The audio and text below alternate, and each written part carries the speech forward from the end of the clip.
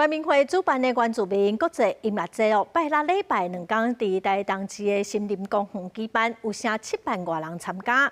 也毋过传出讲彩排时阵上惨，各民众拢乌白蛋粪扫受未少乱伤。连续8年伫台东举办的巴西瓦里原住民国际音乐节，在礼拜六礼拜伫台东市森林公园举行。歌手伫舞台顶拍拼演唱，台下观众嘛听甲真欢喜，哪听歌哪伫内底食物件。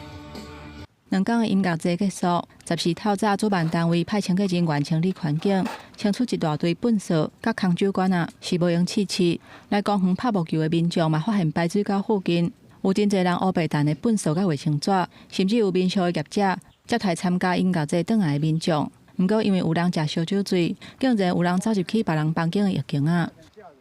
之前也问客诉会也听不懂他在讲什么，就是他是说门打不开啊，米酒也有，还有什么酒都有了。就是这2天办活动了才会产生这个状况了。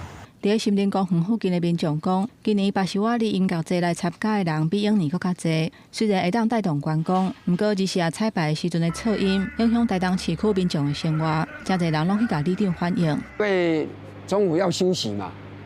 晚上也要睡觉嘛，或许适应的时间就比较不理想。有民宿的业者认为讲，音乐节是良性的活动，不过来参加的民众爱尊重音乐，唔通啉甲水茫茫去影响到其他的人。若无明年无欢迎来参加音乐节的民众来遮大笑。